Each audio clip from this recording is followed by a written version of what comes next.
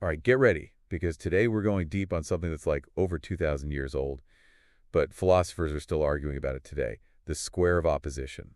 Yeah, it's really wild how it takes these super simple logical statements, like all cats are mammals, and then bam, all these relationships of complexities pop out. Exactly, and we've got some awesome material from the Stanford Encyclopedia of Philosophy to help us unpack this. I'm really excited to see where this goes. So before we get too deep in the weeds, can you give me like the elevator pitch? What is the square of opposition? It's kind of like a map, but for logic. So you start with these four basic propositions, each with a letter, A, E, I, O, and each one covers a different way we can talk about categories. Okay, so like a secret code for logic. What do the letters stand for? Can you give me some examples? Sure, so A is like the all-encompassing statement, all SSP, like all dogs are mammals, that classic. Got it. So A is for when you're making these big universal statements. What about E? E is the opposite, the universal negative. So it's like no SSP, think no dogs are reptiles.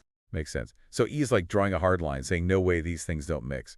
I'm guessing I and O are for when it gets a bit more nuanced. Exactly, you're getting it. I is the particular affirmative, so some SSP, like some dogs are brown. And I bet O is the particular negative. Some dogs are not brown. Nailed it, you're a natural. So the square of opposition basically shows us how these four statements, A, E, I, and O, are all connected. They can be contradictory, contrary, subcontrary, or even subaltern.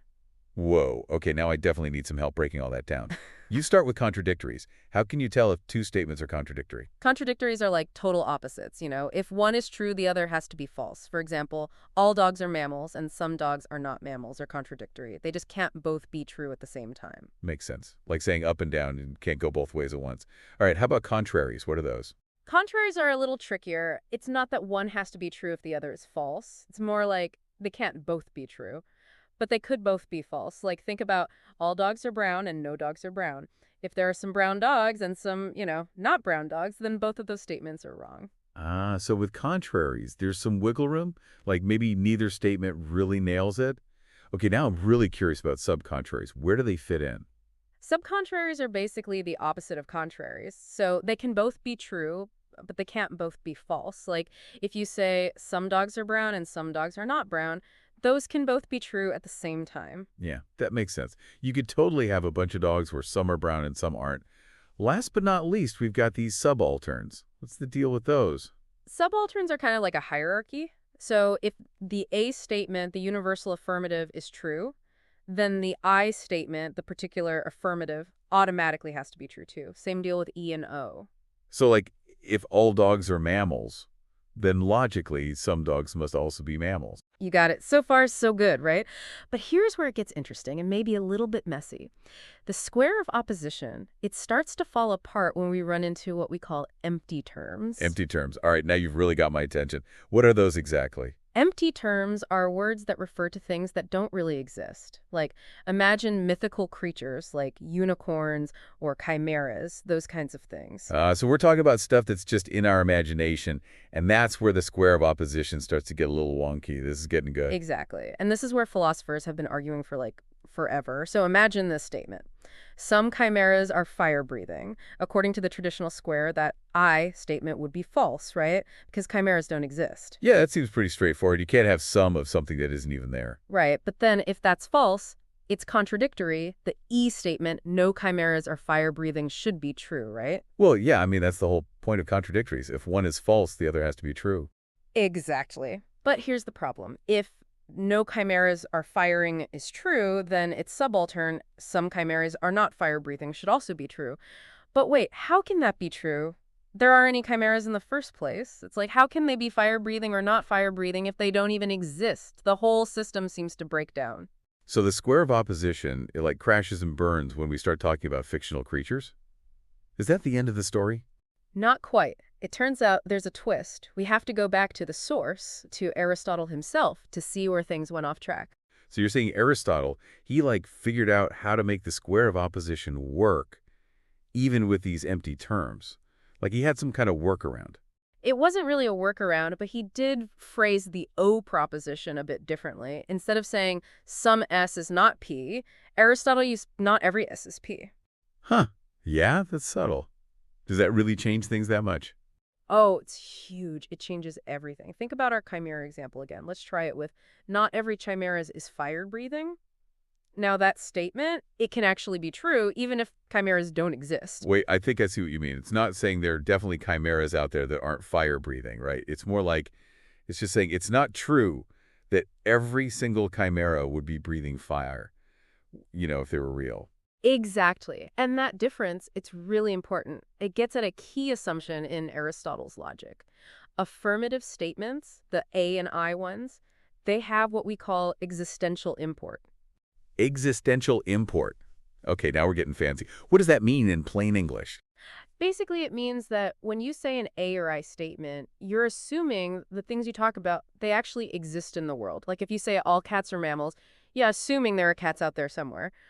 But negative statements, like E and Aristotle's version of O, they don't have that requirement. Okay, so like, not every unicorn is purple. That doesn't need unicorns to actually exist for it to make sense.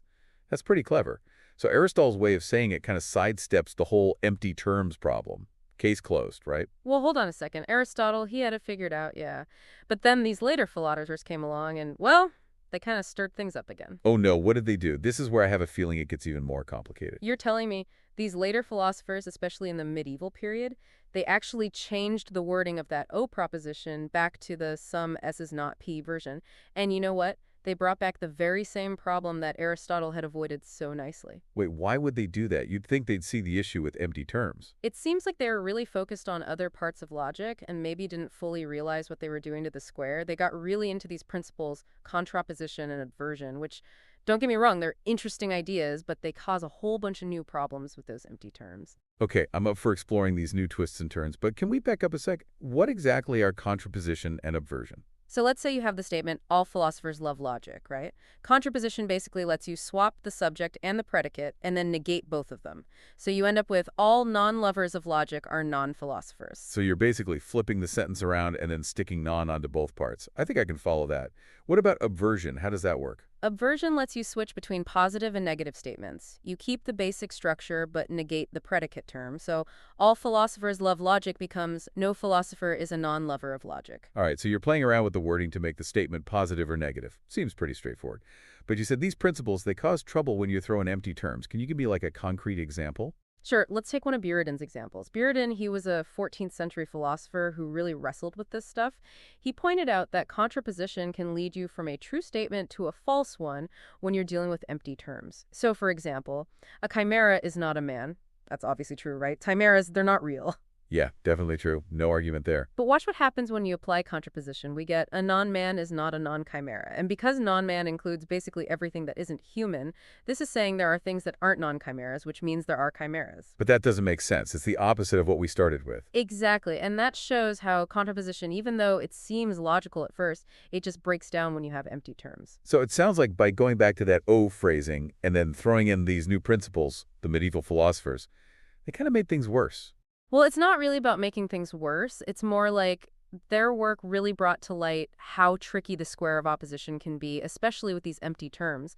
In fact, by the 14th century, some philosophers were tackling this problem head on. Really? So they were actively trying to find solutions. What did they come up with? So they were like on a mission to figure out how to make this square work, even with these empty terms. What kind of ideas did they come up with? Well, there was this philosopher, Paul of Venice, and he had some interesting examples trying to show how those O propositions, and they could still be true, even with empty subjects. Like he said, some man who is a donkey is not a donkey is actually true. Wait, what? That sounds like a total contradiction. How can that be true? It does sound weird, right? But remember what we were saying about existential import? Those O propositions, they don't actually need the subject to exist. So in this case, what it's really saying is that there's this creature, right? It's both a man and a donkey, but also not a donkey. And since that kind of creature it just can't exist, the statement ends up being true. True because it's talking about an empty category. Ah, okay, I think I'm getting it. It's true because it's referring to something that's impossible. That's pretty clever. So those medieval logicians, they were really starting to understand these empty terms. Did that solve everything? Well, not quite. Empty terms, they still cause problems, especially for Aristotle's scientific theories. Right, Aristotle, he was all about those universal claims, like all humans are animals. But if there was a time when humans didn't exist yet, wouldn't that make his statements false? That's the problem. If there was ever a time with no humans, then the square of opposition, it says that some humans are not animals, would have to be true. And that doesn't make any sense. Yeah, it goes against the whole idea that humans are animals. How did they get around that one? Different philosophers, they had different ideas, but one of them, John Buridan, he had this really interesting solution. He said that when we talk about scientific stuff, we're not just talking about what exists right now. We're talking about every possible case of a thing, past, present, future, you name it. So when Aristotle says all humans are animals, he's not just talking about us. He's talking about every human who's ever lived, will ever live, and even could exist. Exactly. So by making the statement about all possible humans, Buridan avoids that dirty term problem. All humans are animals. It's always true because there's always at least some human, even if it's just a possible one. That's pretty smart. Those medieval philosophers, they really knew their logic. But what about more modern philosophers? Have they weighed in on this whole square of opposition thing? Oh, yeah, for sure. There have been tons of attempts to make the traditional square work with on modern logic. One of the most famous is from Peter Strawson, of a 20th century philosopher. Okay, I'm all ears. What did Strawson have to say? Strawson's big idea, it was to redefine what truth even means when we're talking about empty terms. He said that statements with empty terms, they don't have a truth value at all. They're not true or false. So like some chimeras are fire-breathing. It wouldn't be true or false. It would just be kind of floating out there in this logical limbo. Exactly. And he also redefined entailment. So instead of being about truth values, it became about whether a statement is actually true. So in his system, one statement entails another only if there's no way the first one can be true and the second one false. So did Strawson manage to save the square of opposition with all this? Well, he was able to keep some of the traditional relationships, yeah. Like he could still show that all SSP entails some SSP. But I feel like there's a but coming. There is. Strawson's system, it works for some things, but there's a trade-off. It allows for these chains of reasoning where you can start with something true and end up with something false. Oh, that doesn't sound good. Got an example? Remember our chimera friend. So let's start with no chimeras are men, which is true. And following Strawson's rules, we can switch it around to get no men are chimeras. Then, if we do some obversion and subalternation, we end up with some non-man is a chimera. But that can't be right. Chimeras, they don't exist. Exactly, and that's the catch with Strawson's system. It might keep some parts of the square of opposition, but it loses that key idea of logic, giving us a system where we can reason correctly. So after all this back and forth, all these debates over centuries, is the square of opposition a useful tool or is it a dead end? That's the million-dollar question. Philosophers are still arguing about it today. I mean, it's definitely not perfect, especially when you think about all the weird things language can do and how some words refer to things that don't even exist. But the theory of opposition, it has been super valuable for understanding how different logical statements fit together. It's wild how this one seemingly simple idea has sparked so much debate for so long. It just goes to show how powerful philosophy can be. By questioning and analyzing and trying to make sense of even these basic ideas like some and all, we learn so much about language, logic, and even the nature of reality itself. That's a great point. It makes me wonder if even something as fundamental as the square of opposition can be challenged and changed, what other hidden stuff might be lurking in our everyday thinking?